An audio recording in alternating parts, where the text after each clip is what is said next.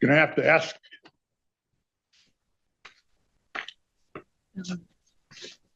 Oh, what's been submitted, but apparently is a 4-page document, which is Exhibit 2. And they're not numbered, but I think, as I've already indicated, the document which is entitled Petition to Plead Guilty in DWI Gross Misdemeanor or Misdemeanor Case. What's significant is the fact that petition and plea accepted by, and it's got all series of blanks for dates and so on, as well as judge of district court. That portion is blank. Ms. Almandinger has testified that the court proceeding just took a matter of minutes. That document that I've referenced, which is the last 2 pages of Exhibit 2, is tantamount to our plea questionnaire and waiver of rights. And that is a document that in Wisconsin, the court clearly goes over with someone seeking to make a plea. The Minnesota one even takes it a step further. If something is done, and again, there's no evidence that anything was done with this, the judge then signs off on the plea petition, which then in essence is the acceptance of it. And that's absolutely blank. And of course, it's also blank as to her right to a lawyer. Now, the sentencing order, which is the first 2 pages, I don't know who may have filled this out. It does appear to have a facsimile, or rather a certification stamp. But I don't know what it says. It doesn't appear that it has marked either certified, true or correct, or record in my office. If it does, that's obscured by other printing. So I don't know what that document may be.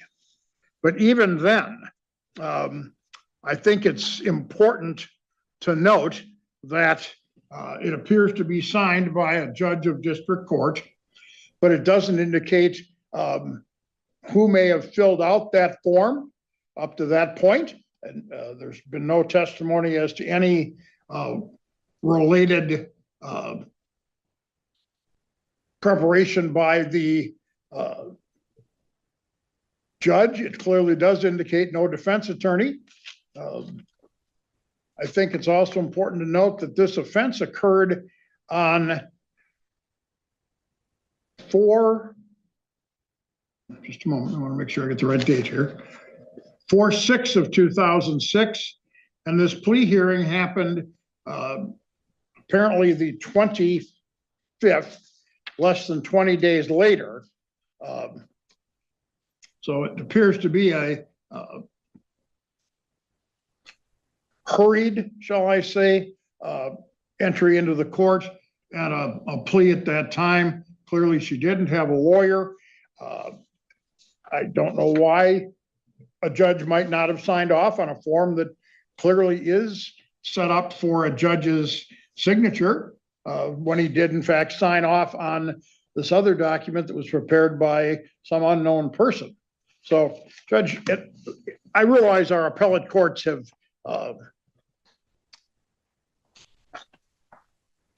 gone to great lengths to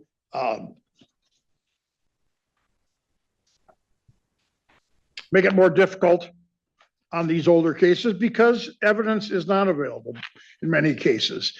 In this case, I think it's interesting how there is evidence available, which in fact, the judge in Minnesota left blank. It would seem to me, just as a matter of practice, if a judge had gone over that entire form with Ms. Almandinger, the judge would have taken the extra step to date and sign and failed to do so. Then when a sentencing order is presented to him that's Whether it was filled out by him or not, I don't know. But as I look at his signature and the date that he placed on it, those appear to be significantly different penmanship.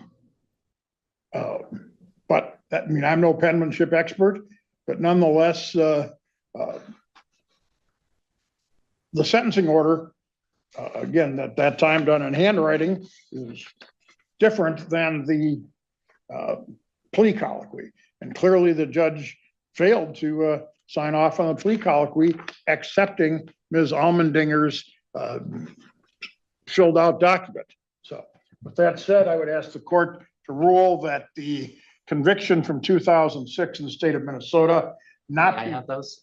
Pardon me? I have those. You Oh, just I got was those. gonna give them to the court because I got them from the court. I know. All right. Thank you. In any event, the judge, I would ask that the court rule that the 2006 conviction is tainted, not in accordance with what the law must be in Wisconsin. And that's the standard that should be met, not just what might have happened in Minnesota. Ms. Almandinger, yes, she had a high school diploma. That certainly doesn't qualify her to know much about the law. Prosecutors always bring up, well, did you watch movies and TV shows? I can't think of ever having seen a lawyer type show or a law enforcement type show where an operating while intoxicated charge is handled through an hour long or even a half hour long show from Perry Mason and Dragnet all the way up through the current time. Yeah, people had lawyers, but those lawyers are for serious things that were being shown in those TV shows, not shown in traffic matters. Becky testified that you didn't question authority, basically. They stopped her, picked her up. She'd been drinking.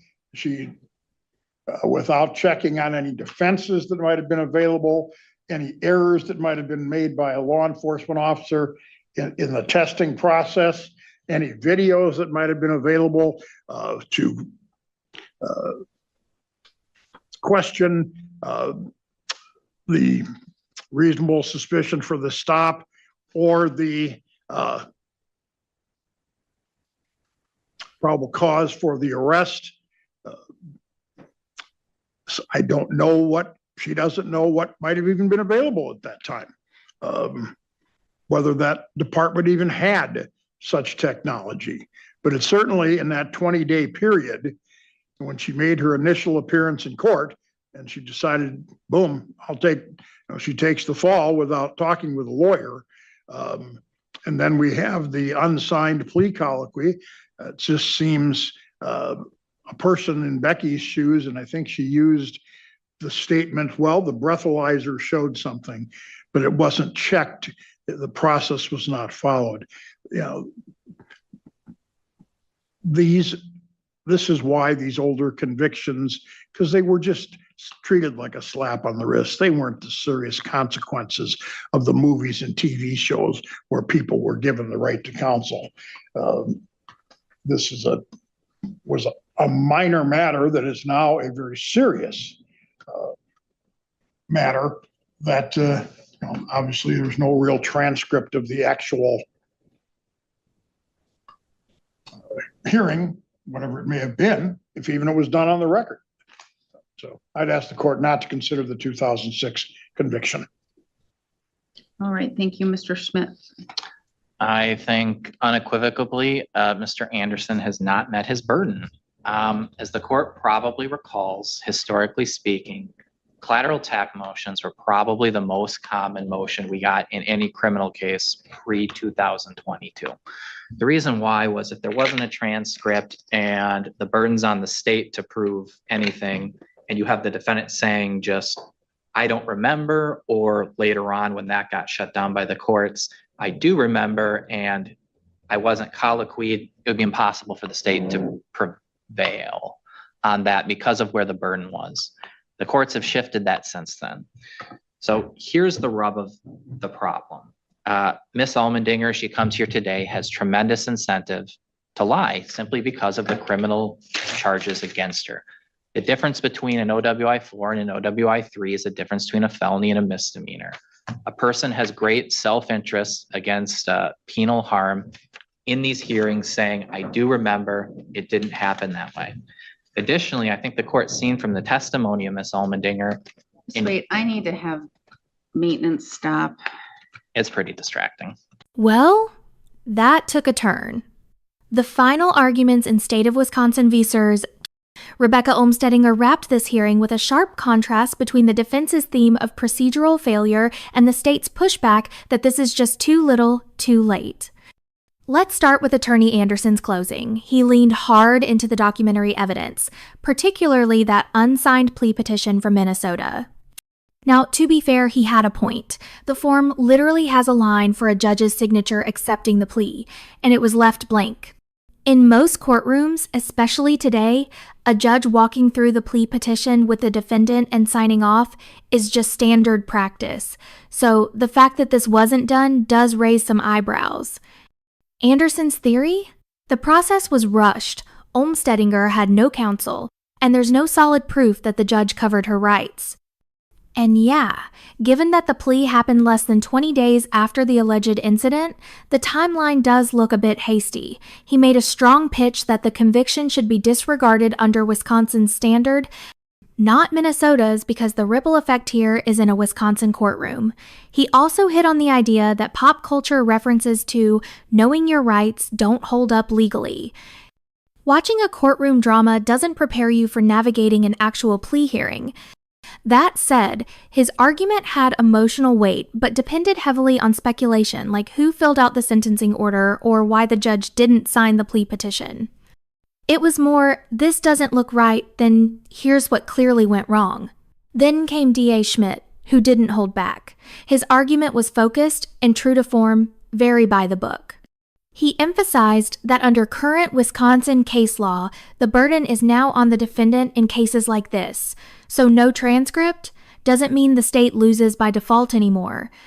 He reminded the court that these collateral attacks on old convictions used to be common until the rules changed in 2022.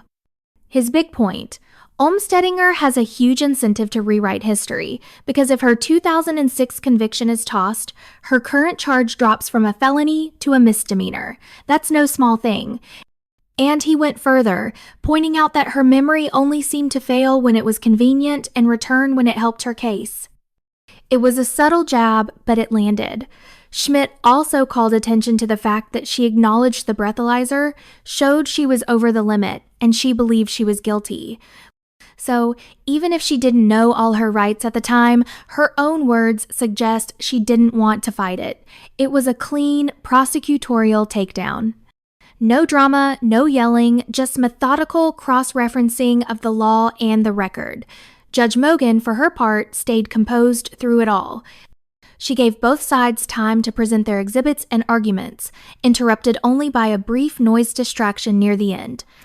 Even then, she paused the hearing to maintain order, which speaks to her professionalism throughout. In the end, it's a tightrope. Was this a manifest injustice or just a defendant trying to undo a decades-old mistake now that the stakes are higher?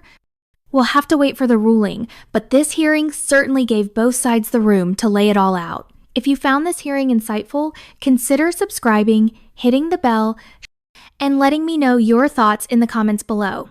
I read every one.